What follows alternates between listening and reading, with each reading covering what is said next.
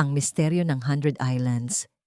Sa bayang-bayan ng Alaminos, Pangasinan, nakatayo ang isa sa pinakakilalang tanawin ng bansa, ang Hundred Islands National Park.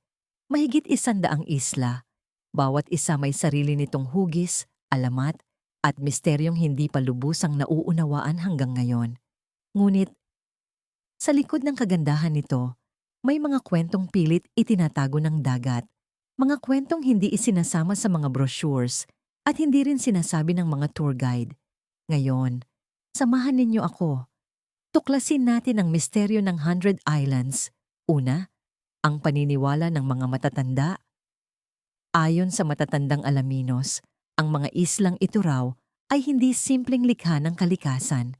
Noong unang panahon, may isang higante raw na naninirahan sa lupaing ito. Dahil sa kanyang galit at puot, hinagis niya ang malalaking bato sa dagat at mula roon ay nabuo ang mga isla. Kung mapapansin ninyo, buddy, kakaiba ang hugis ng bawat isla. May kawawang hugis bungo, may parang nakalubog na palasyo, at mayroon ding tila gwardiya na nakatingin sa malayo. Para bang bawat isla, may sariling ekspresyon.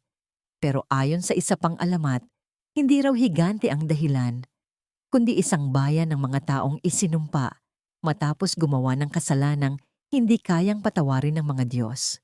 Ang lugar kung saan sila nanirahan ay dahan-dahang lumubog at naiwan ng mga taluktok na naging mga isla ngayon.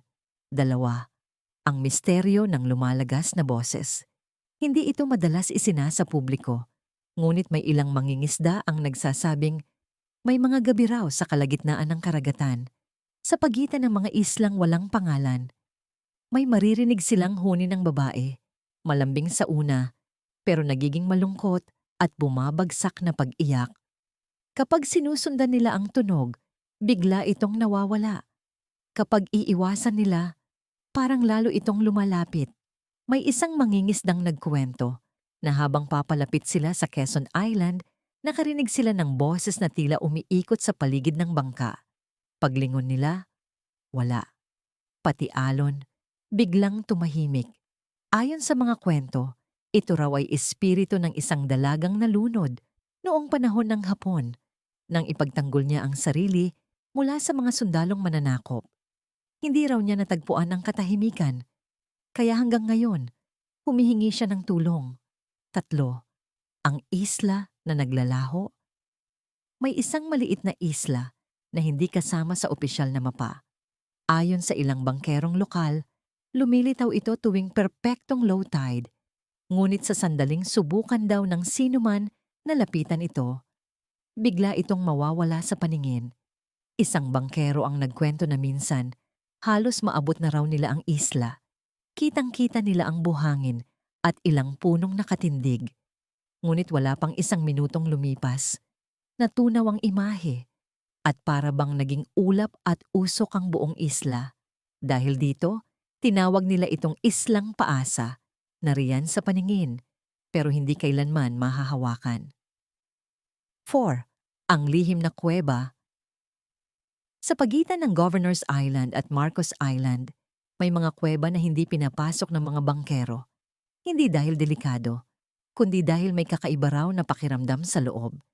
Isang explorer ang nagkwento na nang pumasok sila sa isang maliit na siwang, bigla nilang naramdaman ang malamig na hangin na umiikot, kahit wala namang bukana sa kabilang dulo. Pag-ilaw nila, may nakita silang mga ukit sa dingding, hindi modernong vandalism, kundi mga simbolong kahawig ng sinaunang baybayin, ngunit hindi eksaktong kapareho. Ang nakapagtataka, hindi talaga nababasa ang mga simbolo, wala sa kasaysayan, wala sa mga dokumento ng arkeologo, parang mula sa isang kulturang hindi na itala. 5. Ang isla ng mga bantay. Sa Hundred Islands, may mga islang parang nagbabantay. Ito ang mga islang may matataas na bato na nakaharap sa direksyon ng dagat. Kapag sinuri mo sila, parang nakatitig sila sa mga darating na bangka. Ayon sa alamat ng mga taga-Alaminos, ito raw ang binhi ng sumpa. Ang mga taga-bayan na isinumpa ay hindi tuluyang naging bato, kundi bantay na inatasang mapagmasdan ang mga tao upang hindi na maulit ang kasalanang ginawa noon. Kaya raw minsan, may pakiramdam ang ilang turista na parang may mata na nakamasid habang naglalakad sila sa isang isla. Hindi masama, hindi rin mabuti, basta nagbabantay lamang. Kung totoo nga bang may sumpa sa 100 Islands, o likha lang ba ito ng imahinasyon? Kung ang mga boses ba ng babae ay multo, o epekto lamang ng hangin sa pagitan ng mga batuhan? Hindi natin alam. Ang tiyak lamang, ang 100 Islands ay hindi basta tourist spot. Isa itong buhay na tala ng ating kasaysayan, kultura, at mga kwentong hindi natin nakikita sa unahan, kundi sa likod ng katahimikan ng karagatan. At sa susunod na bumisita ka sa 100 Islands, subukan mong tumigil sandali, pakinggan ang alon, at baka marinig mo rin ang mga kwentong hindi sinasabi ng sinuman. Maraming salamat at hanggang sa susunod na misteryo. Thank you for watching. Please like and subscribe.